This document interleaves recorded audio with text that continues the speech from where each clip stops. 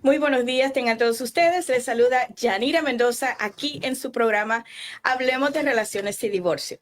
Hoy tenemos un invitado de lujo, el licenciado Julio Joglar, que amablemente ha aceptado visitarnos de nuevo.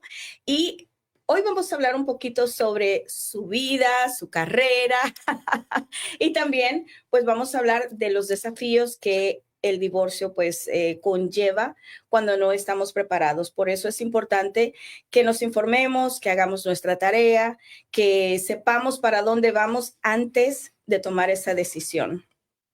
El licenciado Joglar, como algunos de ustedes saben, él fue mi jefe por muchísimos años y pues yo le agradezco mucho toda la sabiduría o el conocimiento que yo tengo en cuanto a divorcios, porque pues lo aprendí del mejor. Así es que muchas gracias por estar aquí esta mañana. Bueno, Muy bien, gracias a Dios. ¿Cómo estuvo el tráfico esta mañana? malísimo. Malísimo. Bueno, típico de Houston. Houston. Bueno, cuéntanos un poquito sobre ti. Cuéntanos sobre tu carrera. ¿Cuántos años llevas ya practicando como abogado aquí en Texas? Llevo ya, este año van a ser 29 años. 29 años. Wow. Bastante tiempo. Y tu oficina solo practica ley familiar, ¿verdad? Eso es todo lo que hacemos, correcto, ley familiar, porque las cosas se han complicado en los últimos años y cada día las leyes cambian y eso decidimos enfocarnos en ley familiar mucho. Exacto. Y la ventaja de solo practicar una ley es que te empapas tanto de ese conocimiento que pues a veces reconoces hasta las cosas más pequeñitas ahí que pueden hacer una gran diferencia en el caso. Correcto. Por eso mi consejo siempre es que cuando busque un abogado, que busque a alguien, contrate a alguien para su divorcio que esté especializado en ley familiar. Pues yo soy testiga de todos los casos que ayudaste a todas las personas que se quedaron muy contentos con tu trabajo. Y pues, gracias a Dios por ti, porque todavía hay abogados buenos. Gracias. Sí, gracias a Dios. Entonces, cuéntame, ¿cómo se obtiene una cita o una consulta contigo? ¿Qué es lo que hay que hacer? ¿Qué es lo que las personas tienen que hacer? Llamar a mi oficina 713-787-0191 y pedir una consulta. Nuestra consulta inicial gratis. Nosotros no le cobramos a la gente por la consulta inicial. La primera consulta, y mi paralegal con gusto te hace una cita. La paralegal se llama Silvia, muy linda niña, muy amable, así es que no tengan miedo, llamen. Y esta consulta, ¿de cuánto tiempo más o menos? 30 minutos, la primera consulta. 30 minutos, correcto. Bueno, en esos 30 minutos usted ya tiene que tener sus preguntas preparadas, depende de acuerdo a su caso. Y pues ahí entra mi trabajo. Si ustedes necesitan prepararse para ir a ver a un abogado, ya sea al licenciado Julio o a alguien más, es importante que consideren que solamente les dan cierto tiempo. Él les da 30 minutos porque la consulta es gratis, pero cuando usted paga por un abogado una hora de su tiempo, asegúrese de que la aproveche y que haga las preguntas necesarias que tengan que ver con su caso, no solamente preguntas generales. Bueno, ahora pasamos ya a las preguntas comunes. Estas preguntas que todo el mundo tiene antes de entablar una demanda de divorcio. Me he encontrado con muchas personas que dicen, yo me quiero divorciar, pero yo no sé si califico para el divorcio. O sea, suena chistoso, pero pues las personas no se divorcian seguido, no tienen ese conocimiento. Ahora, lo que yo te voy a preguntar a ti es que si debe existir una causa para que las personas se divorcien aquí en el estado de Texas. No, en el estado de Texas no necesitas una causa para divorciarte. Sencillamente con entablar la demanda y pedirle a la corte que te divorcie, eso es lo único que necesitas. Ok, en realidad no se debe haber cometido adulterio, no se debe haber hecho nada mayor. No necesariamente. ¿Cuál sería lo básico ahí de poner en una demanda de divorcio para estas personas? Básicamente, diferencias irreconciliables. Básicamente no nos llevamos. No nos llevamos, perfecto. Entonces ya ustedes saben, no hay necesidad de que haya un motivo grande para poner una demanda de divorcio. No. Simplemente y se puede divorciar basado en adulterio, te puedes divorciar basado en esas cosas, pero no es necesario. Ok, perfecto. ¿Y cuáles son las causas más comunes del divorcio? Típicamente la causa mayor es diferencias entre carácter, incompatibilidad de caracteres. Adulterio es una razón grande y razones económicas es otra razón grande, básicamente. Pero típicamente la razón principal es eso, diferencias, incompatibilidad de caracteres.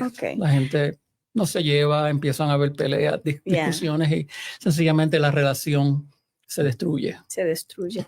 También violencia doméstica sería otro factor. Violencia doméstica es una razón, sí. Ok, perfecto. ¿Qué pasa si alguien se va de la casa? Esta es una pregunta muy, muy común que me hacen mis clientes. Si él se va, ¿lo puedo acusar de abandono de hogar? O si ella se va, ¿la puedo acusar de abandono de hogar? No. Eso es una pregunta que me la hacen a mí mucho, especialmente clientes que vienen de México. Me dicen, no me he ido de la casa porque mi esposo me dijo que si me iba me acusaba de abandono de hogar. Y en el estado de Texas eso no es una causal de divorcio. De hecho, si una persona está sufriendo víctima de abuso doméstico o hay problemas en la casa, muchos jueces de hecho recomiendan que te vayas de la casa, que te salgas. En lo que el juez tiene una oportunidad de resolver el caso y decidir quién se va a quedar en la casa o quién se va a salir de la casa. No. En conclusión, eso no es una causa de separación en el estado de Texas. En el Código de Texas hay sencillamente este comentario es para no confundir a la gente. Hay una razón, una causal, pero es cuando ya llevas años separados, cuando ya llevas muchos años separados.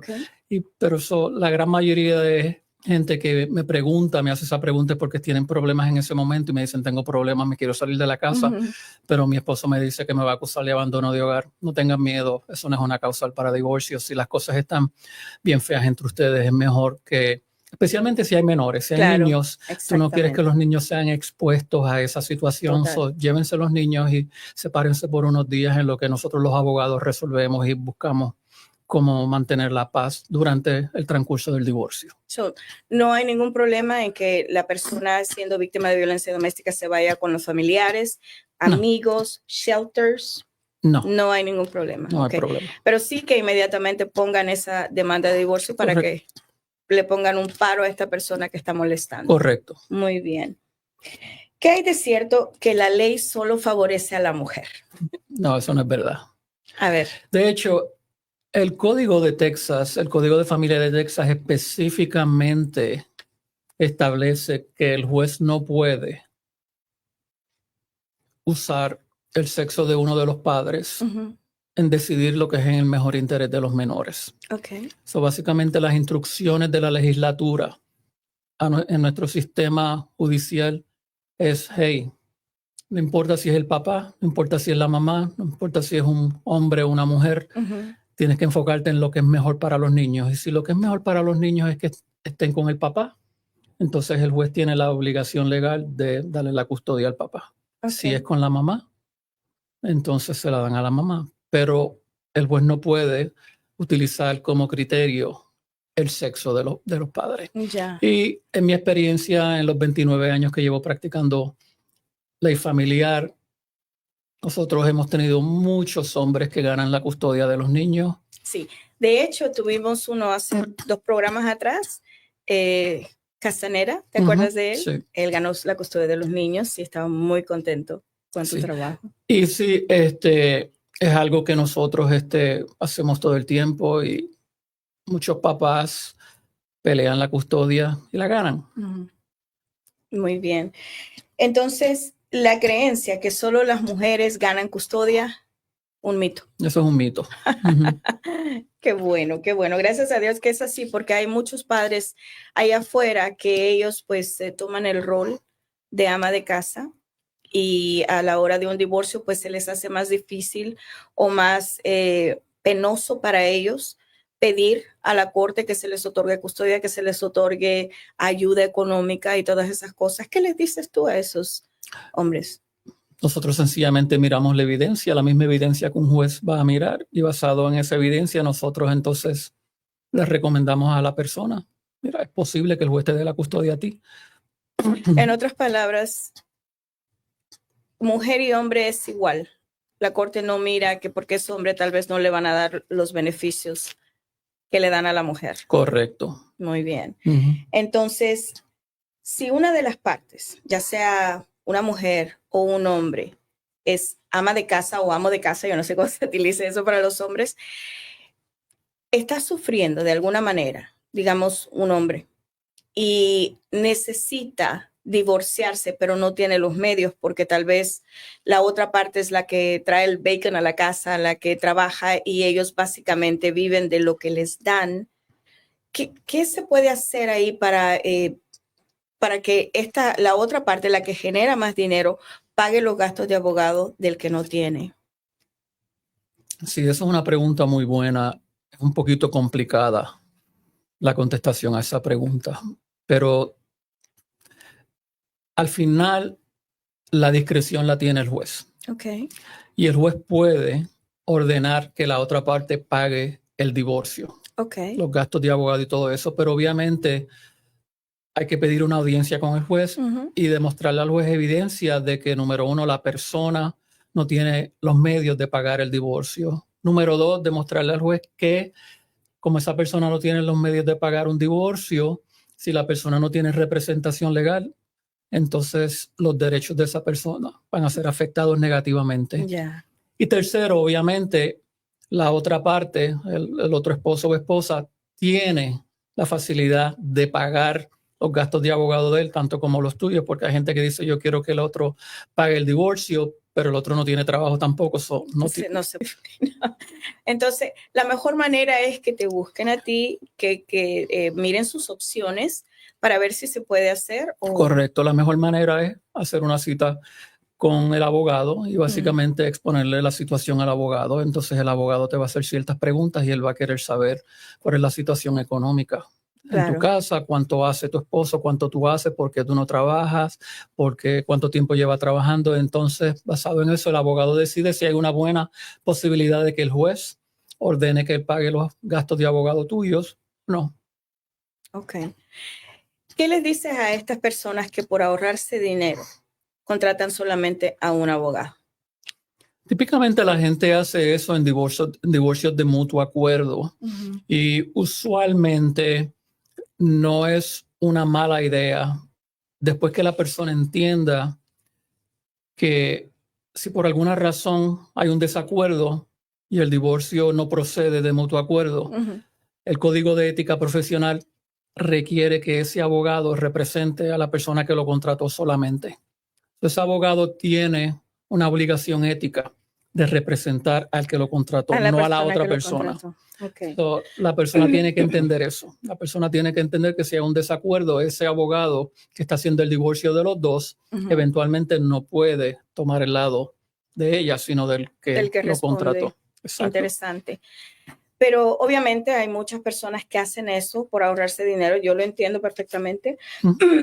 Pero ¿recomendarías tú que alguien que ya le entregan su acta de divorcio para que la firme, no sería bueno que contrataran a un abogado, aunque sea solo para ese trabajo de leer el acta y asegurarse que todo lo que está ahí le va a convenir? Absolutamente. ¿Tú haces ese tipo de trabajo? Sí, a veces mucha gente viene con nosotros y nos contrata por hora o por 2 horas para revisar el decreto de divorcio y asegurarse que no van a firmar nada. Yo con gusto les explico el proceso y les explico lo que ellos están firmando. Okay.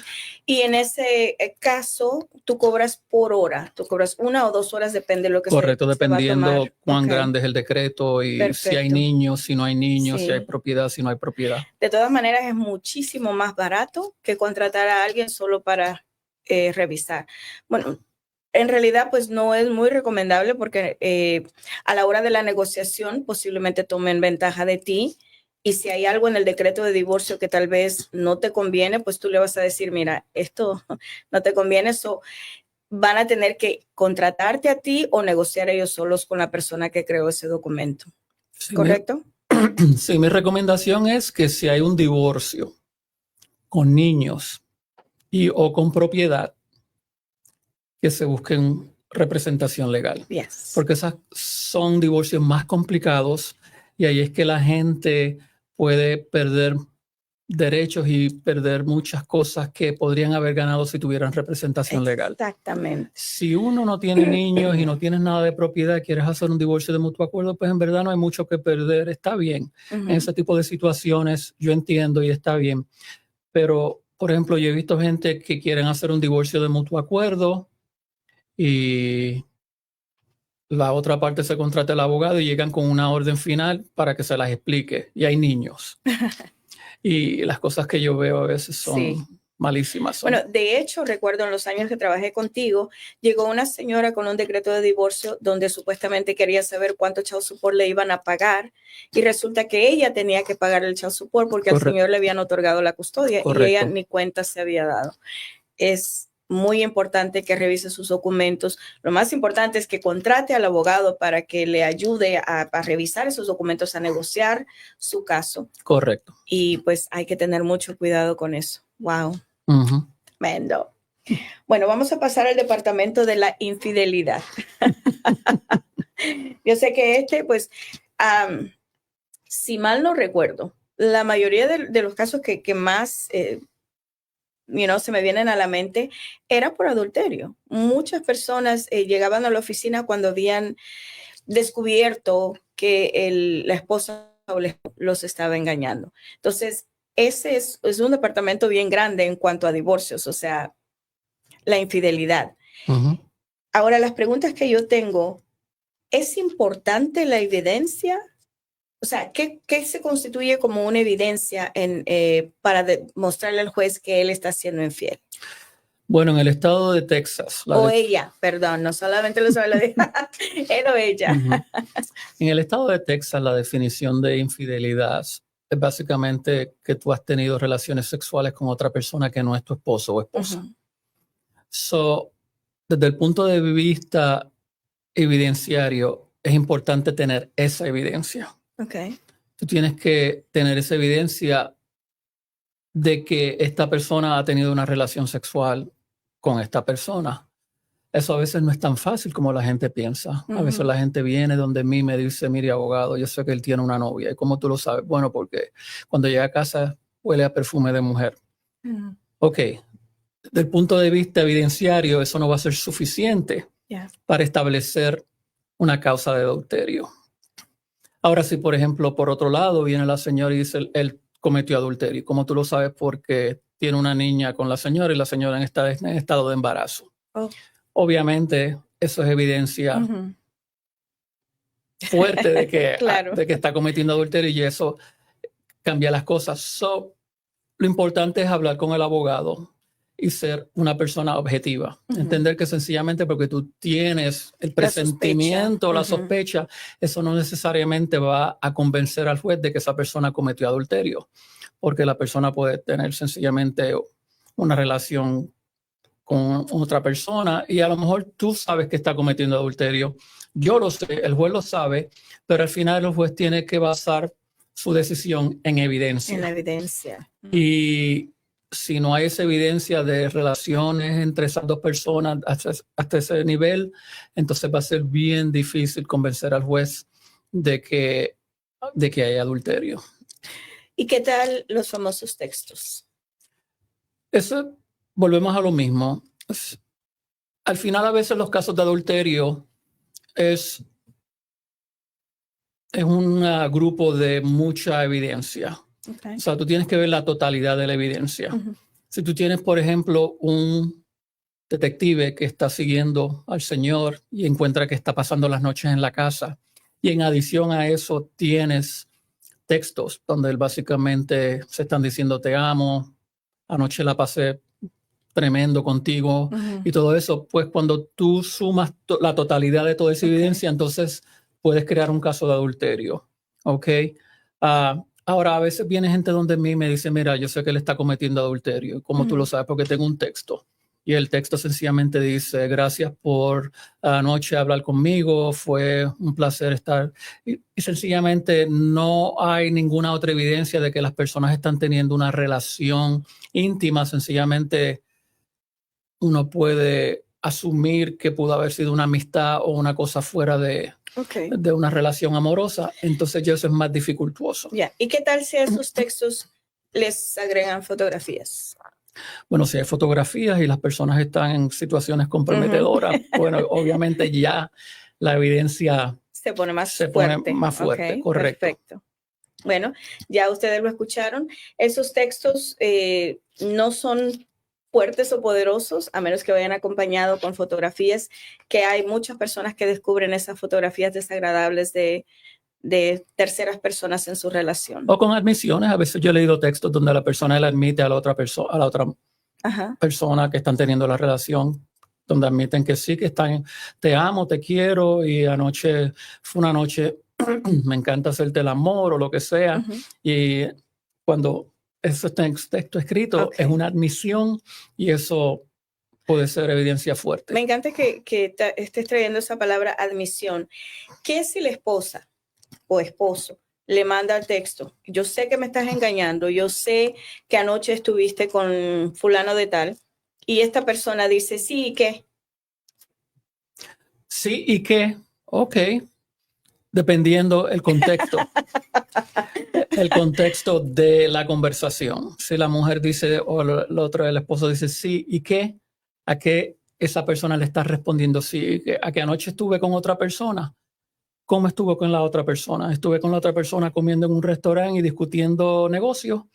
¿O estuve con la otra persona, tú sabes, teniendo relaciones sexuales? Interesante como piensan los abogados. Así es que usted prepárese. Si va a hacer un caso y usted cree que lo va a poder acusar a su pareja, sea hombre o mujer, de adulterio, usted tiene que tener toda esta información, porque no solamente es, o sea, tienes que ser bien específica en lo que preguntas.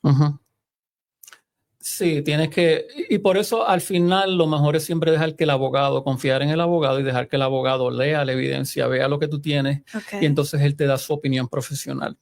Y te dice, mira, esto es lo que yo pienso, yo no creo que es suficiente, necesitamos algo más. Y a veces viene gente donde mí y yo leo y yo les digo, mira, esto no es suficiente. ¿Y qué podemos hacer para que sea suficiente? Bueno, podemos contratar un investigador privado. Entonces enviamos al investigador privado y el investigador privado provee evidencia adicional que entonces hace el caso más fuerte. O sea, pero siempre les recomiendo a la gente, confía en el abogado y deja que el abogado tome la decisión, porque el abogado, él conoce las leyes y él conoce cómo la ley trabaja y él sabe lo que necesita para aprobar el caso. Hay gente que viene y te enseña algo que no es suficiente y cuando tú le dices eso no es suficiente, se ponen tristes o sencillamente se desilusionan y dicen, pues yo, pero hay que ser los clientes deben ser objetivos y entender que estamos aquí para ayudarte. No estamos aquí para hacerte la vida difícil. Sencillamente, si te decimos no es suficiente, no es para hacerte la vida difícil, es sencillamente para ayudarte. No queremos que gastes necesariamente, vayas a la corte, estés delante del juez y pierdas el tiempo tuyo, de todo el mundo, gastes dinero adicional en gastos de abogado para probar algo que no se puede probar. Ay, Dios mío. Entonces, ¿tú recomiendas contratar a un detective privado en estos casos donde hay ese presentimiento? A veces sí, a veces trabaja, a veces es bueno. Es dependiendo de la situación, nuevamente dependiendo de los particulares del caso, pero a veces nosotros hemos recomendado a clientes que contraten investigadores privados y los investigadores privados nos han dado muy buena evidencia que trabaja. O sí, dependiendo de la situación, absolutamente lo recomendamos. Sí. ¿Y qué nos dices de estas personas que les ponen esos AirTags, GPS en los carros? ¿Cómo ¿eso es legal? Sí, no hagan eso. No les recomiendo a los esposos que hagan eso. Porque al final, traquear el carro no es evidencia de adulterio. Porque a menos que el tracker tenga una cámara. Y entonces la otra persona puede acusarte a ti de stalking o harassment, y entonces te puede traer consecuencias negativas a ti. Escuchen esto, muy importante. Sí. Bastantes personas han hecho y están haciendo esto. Correcto. Que al final del día puede ser contraproducente para ellos. Te pueden poner cargos criminales por hacer stalking y por hacer ciertas cosas. Yo no les recomiendo a la gente que ponga un tracker. Además, la razón Otra razón importante es porque que tú consigues delante del juez. ¿Qué le vas a decir al juez? Juez, yo le puse un tracker y entonces encontré que ella estaba en tal y tal casa. Y el juez te va a mirar y dice, pero tú no sabes lo que ella hizo en tal y tal casa, ¿verdad? No. Entonces, ¿por qué estás haciendo esto? So, deja que un investigador privado lo haga, porque entonces el investigador privado puede testificar. Él es una persona neutral que está ahí para testificar lo que pasó, pero tú no puedes testificar porque tú no estuviste ahí. Y aparte la persona no se mira bien porque... Y no te ves bien, quedas mal delante de él. Si te ves como una persona posesiva, controladora, y básicamente vas a caer en la trampa, que eso va a ser lo que la esposa o el esposo le van a decir al juez, que se separaron de ti porque tú eres controlador y obsesivo, y mira, le pusiste un tracker acá. Sí, está confirmando lo que la queja. Eso no es una buena idea. Bueno, gracias por clarificar eso. Muy importante. Muchas personas continúan haciendo eso y pues no es bueno. ¿Hay castigo para las personas que cometen adulterio? Dependiendo la definición de la palabra castigo. Si hay un castigo penal, te van a meter a la cárcel o te van a... No hay. Típicamente, nosotros los abogados usamos evidencia de adulterio para dividir el estado marital de una manera desproporcionada. So, el juez puede ordenar que a la víctima de adulterio le toque un poco más del estado marital. ¿Que se asume? Que se asume, sí. Que es 50-50, sí, ¿verdad? pero no es 50-50, pero el juez puede hacer una división desproporcionada. Otra de las razones que a veces nosotros ponemos adulterio es porque nosotros queremos ver si la persona que cometió el adulterio se ha gastado dinero del estado marital en mantener a esa novia o en mantener o proveerle ayuda económica a esa persona. Entonces nosotros podemos pedirle al juez que restituya ese dinero para ser dividido. En cuestiones económicas a veces ayuda un poco, pero eso es básicamente lo más que podría pasar. Ese sería el castigo. Pero típicamente no hay castigo en adulterio en el estado de Texas. Si fuera así, 99% de las personas estuvieran castigadas. Exactamente. Bueno, y por eso esa pregunta, porque muchas personas a veces cometen errores, y con esto no estoy diciendo de que es bueno que los cometan, pero también se ponen muy preocupados porque creen que eso le va a traer una consecuencia grave en frente de un juez. Y en realidad el peor castigo es que le quiten un poco más de la propiedad. Ese es el peor, sí. Este programa es para informar, no para fomentar que vaya y sea infiel. Totalmente, no estoy diciendo eso, pero para quitar esos mitos y esas ideas que si eres infiel te van a fusilar o algo así. Correcto. Porque a veces así han venido personas llorando, diciendo, ves que tuve una indiscreción y él me está diciendo que me va a acusar. O sea, cuando escuchen esta palabra, me va a acusar, no sé qué se imaginan. Pero en realidad busque un abogado para que le explique las consecuencias de una infidelidad. Correcto. Especialmente aquí en Texas, porque pues, eso pasa en todas partes. La gran mayoría de personas que vienen a mí con ese mismo argumento me dicen me van a acusar y los esposos acusan, pero la gran mayoría de las acusaciones de adulterio no proceden. La gran mayoría, porque volvemos a lo mismo, es bien difícil establecer que la persona cometió adulterio. No es así tan fácil como tener un texto, te quiero, te amo. Eso no es evidencia de adulterio. Eso no es evidencia de adulterio. Eso no es evidencia de adulterio. Esa más que todo es una carga emocional que la persona tiene que lidiar con. Manipulación, sí. Y pues ellos tienen que hacer su decisión si quieren seguir con una persona que le está diciendo a alguien más que lo quiere. Correcto. O quedarse ahí. Pues, pero eso no tiene nada que ver con la situación legal. O sea, y tampoco constituye eso un adulterio en sí. Bueno, ¿qué gana la víctima del adulterio? Bueno, lo que ganas es tu divorcio. Tu libertad. Tu libertad. Te libras de la persona. Tu divorcio, y ya obviamente el adulterio pasó porque la relación está dañada, está destrozada. Lo mejor es sencillamente divorciarse y seguir tu vida, tu camino con otra persona. Exacto. Y bueno, y aparte, pues tal vez un poquito la desproporción del 50-50. No es mucho, pero un poquito más. Sí, pero sí. dependiendo cuán grande es el estado marital, obviamente. Si estamos hablando de millones de dólares, pues obviamente hace sentido y va a tener un efecto positivo, pero si estamos hablando de unas personas que no tienen casa, no tienen propiedad, no tienen nada, pues no hay nada. No hay mucho que repartir. No hay nada. Total. ¿Qué le dices a esas personas que utilizan a un notario público para hacer su trámite de divorcio? Que no hagan eso. Les están robando el dinero. Es ilegal en el estado de Texas practicar leyes sin una licencia. Okay. Muchos notarios públicos en este momento están practicando leyes ilegalmente y ellos no tienen el conocimiento y no saben lo que están haciendo. He tenido muchas personas que han venido a mi oficina porque tenemos que rehacer el divorcio de nuevo porque un notario que contrataron les hizo ciertas promesas y al final lo hicieron todo mal o cometieron fraude, falsificaron firmas. Y mi recomendación a las personas es no se te ocurra dar tu dinero a un notario porque no son abogados y no deben estar practicando leyes. Como dicen por ahí, al final lo barato sale caro.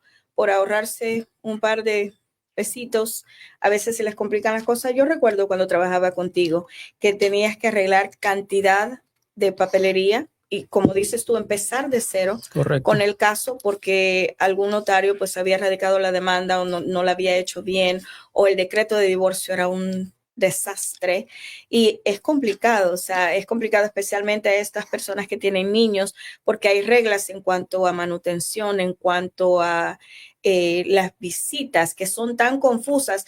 Cuando las hace un abogado, imagínate que las haga alguien que no tiene conocimiento de lo que está haciendo. Y no solo eso, el fraude, porque sin hablar de datos específicos, pero en estos momentos tengo un cliente donde hizo su divorcio con un notario y al final se dio cuenta que el notario falsificó la firma de la otra parte, falsificó el waiver y sometió la orden de la corte con firmas falsificadas.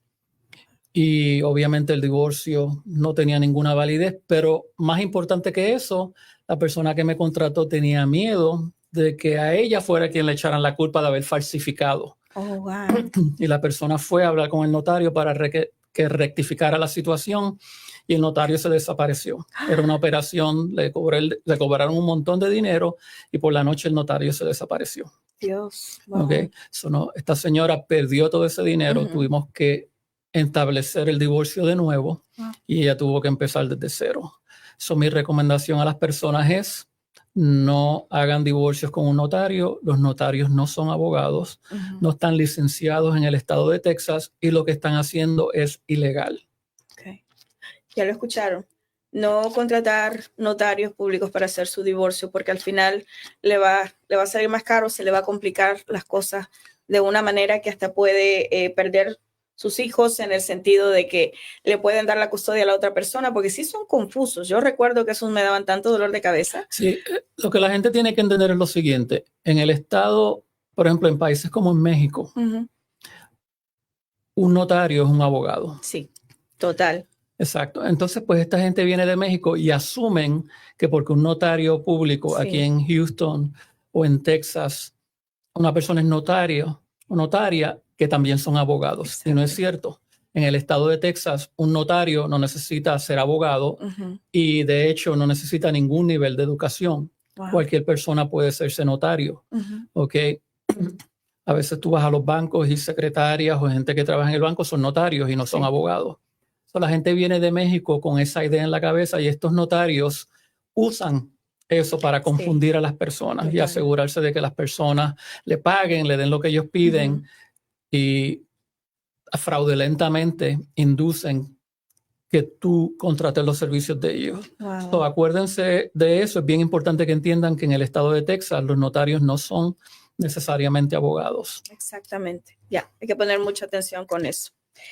¿Y qué me cuentas de la realidad del alimony, o comúnmente conocido como me tiene que mantener?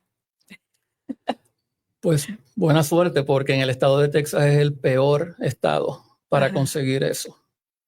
Okay, en el estado de Texas nosotros no tenemos alimony. Lo que tenemos es lo que se conoce en inglés como spousal maintenance. Okay. Eso es una provisión en el capítulo 8 del Código de Familia de Texas.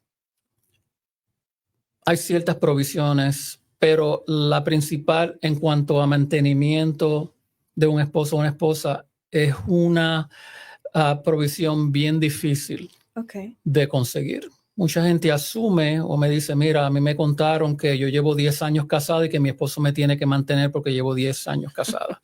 Y eso no es verdad, es un mito. Okay. De hecho... ¿Qué tal 20? Ni 20 ni 30. Ni 30, ok. Clarificando. El Código de Texas lo que establece es que la ley de Texas presume que una persona no tiene derecho a recibir mantenimiento. Okay. So, esa es la presunción en el estado de Texas. So, yo quiero que la gente entienda ese concepto. Bien importante entender que la presunción, la ley desde que empieza todo presume que tú no tienes derecho a recibir un centavo. Interesante. So, el primer paso entonces es tú refutar esa presunción. Y el Código de Texas establece claramente los pasos para refutar esa presunción. O sea, tú básicamente tienes que empezar a buscar trabajo y empezar a demostrarle al juez que tú has hecho esfuerzos para poder conseguir un trabajo que te provee a ti las necesidades mínimas. Que eso es otro requerimiento. Tú no puedes decirle al juez conseguir un trabajo en McDonald's, pero no es suficiente porque, bueno, tú tienes que conseguir trabajo que te provea las necesidades mínimas. Comida, casa, techo, luz, electricidad y ya. Eso no quiere decir que tienes que conseguir un trabajo para hacerte las uñas, para hacerte el pelo, nada de eso. So, una vez tú entonces refutas esa presunción que tú trataste de buscar trabajo y que no has encontrado y que entonces tú vas a la segunda sección donde tienes que haber estado casado por un periodo de tiempo, tienes que tener un niño con un problema de salud que no te permite incapacidad que no te permite trabajar, o tú tienes una incapacidad que no te permite trabajar, o sencillamente has sido una víctima de violencia doméstica. Ahí vienen esos requerimientos. Pero muchos abogados a veces se olvidan de la primera parte. Y erróneamente le dicen a las personas que tú llevas más de 10 años casadas, pues entonces te podemos ayudar. Pero es más complicado que eso. Es más complicado y muchos jueces a veces se frustran porque muchas personas pierden el tiempo del juez tratando de pedir dinero cuando ni siquiera se ocuparon de buscar trabajo y de demostrarle al juez que ellos trataron de conseguir trabajo y no pudieron, que es el primer requerimiento para refutar la presunción de que tú no tienes derecho a recibir ayuda. Ahí la importancia de contratar un abogado que esté empapado de esa ley familiar para que te diga todo desde el principio. Si el caso se tarda de aquí a 1 año o 2, por lo menos ya tú le dijiste, mira, empieza a buscar trabajo, empieza a mirar cómo generas, porque esto va a ayudar para cuando lleguemos al momento de corte. Y hay gente que no le gusta escuchar eso. Hay gente que dice, yo no puedo buscar trabajo porque yo tengo niños. Pero entonces, si no quieres buscar trabajo y porque tienes niños, yo lo entiendo, pero entiende que el juez entonces no te va a ayudar. El juez no te va a dar lo que tú estás pidiendo. ¿Un cliente sin control emocional podría complicarte el caso legal? No podría, lo va a complicar. A ver, cuéntanos. Un cliente sin control emocional va a complicar las cosas siempre. Y la razón obviamente es bien sencilla. Si tú no tienes control emocional, tú no puedes ver las cosas objetivamente. Y si tú no puedes ver las cosas objetivamente, entonces tú no vas a poder ayudar a tu abogado a que haga el mejor trabajo posible. Lo que tú le vas a pedir al abogado, usualmente personas que no tienen control emocional piden cosas que no son aceptadas en nuestro sistema, o cosas que no hacen sentido a largo plazo, o cosas que están pidiendo sencillamente por venganza o por hacerle la vida difícil a la otra persona. No están pensando en los niños, no están pensando en el bienestar a largo plazo. Y eso complica las cosas de una manera increíble. La gran mayoría de los problemas en los casos que nosotros tenemos con clientes es con clientes que no tienen control emocional, que no controlan sus emociones y que no ven el proceso de divorcio de una manera objetiva. Y luego he escuchado pues que también estas personas hacen los peores testigos en corte, porque cuando tú les haces preguntas empiezan a llorar o empiezan a hablar de cosas que correcto, no tienen nada que ver con lo que tú estás preguntando. Exacto, y ese es otro problema de no tener control emocional. Tú no escuchas a tu abogado.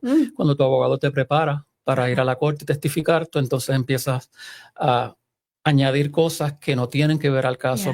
Y los jueces saben, los jueces se dan cuenta de que tú sencillamente lo que estás testificando es sencillamente porque tienes rabia o tristeza o quieres venganza, pero no, y pierdes credibilidad delante del juez. Exactamente. Esto es importante que las personas lo sepan, por eso es importante tener un balance emocional. ¿Qué le recomiendas tú a estas personas que están con esas emociones a flor de piel? 3 cosas. Número 1, si tú estás perdiendo tu control por tus emociones causadas por el divorcio, busca ayuda. Búscate a un coach, búscate un psicólogo, psiquiatra, lo que necesites, pero busca ayuda. Alguien que te ayude a trabajar tu situación emocional, porque tu abogado no te puede ayudar en eso. Exactamente. Y hay muchas personas que vienen a mi oficina y pretenden que nosotros como abogados te ayudemos con tus problemas emocionales. Y la gente tiene que entender que nosotros no podemos hacer ese trabajo. Nosotros nos tenemos que mantener objetivos, porque si nosotros no nos mantenemos objetivos, entonces tú vas a perder tu caso. ¿Tú te imaginas si tú no tienes control emocional, tu abogado no tiene control emocional, te fastidiaste, vas a perderlo todo? Tu abogado, él siente y él tiene emociones y él siente el dolor tuyo. Muchos de mis clientes, yo siento el dolor de ellos y yo lo entiendo, pero yo me tengo que mantenerme desasociado con esos problemas emocionales porque yo necesito tener una mente objetiva y pensar en tu beneficio a largo plazo. Exactamente. Okay, yo no puedo enfocarme en venganza y en todas estas cosas que tú estás buscando inmediatamente, que a lo mejor te proveen lo que tú necesitas, la necesidad que tú necesitas ahora, pero a largo plazo te van a destruir. Nosotros no podemos hacer eso. Un buen abogado se mantiene desconectado emocionalmente de la situación para poder darte el mejor servicio posible. Muy bien. Wow. Es tremendo. Bueno, entonces ya ustedes lo oyeron. Los abogados son empáticos a su dolor, pero ellos demuestran esa empatía partiéndosela en la corte para usted, ayudándole a ganar su caso y haciendo, como tú dices, prestando el mejor servicio para ellos. Así es que, bueno, nos vamos a despedir del programa. Ya casi se nos termina el tiempo. Y recuerde que si necesita un buen abogado, aquí está el licenciado Julio Joglar. ¿Y dónde lo localizan, licenciado? Gracias. 713-787-0191. 91. Y hagan la cita. Silvia es la asistente legal de él. Ella les puede dar esa consulta gratis por 30 minutitos. Así es que vayan preparados. Si no saben qué preguntar, llámeme. Yo les ayudo y los preparo de acuerdo a su caso para que usted vaya y aproveche esos 30 minutos gratis que el abogado les está dando. Así es que muchas gracias por su atención de hoy día. Gracias por estar siempre con nosotros, las personas que se conectaron, y nos vemos la próxima semana. Muchas gracias, licenciado, por estar aquí. Nos vemos el martes a las 10. Hasta luego. Hablemos de relaciones y divorcio. Esto no se trata de mantener tu promesa y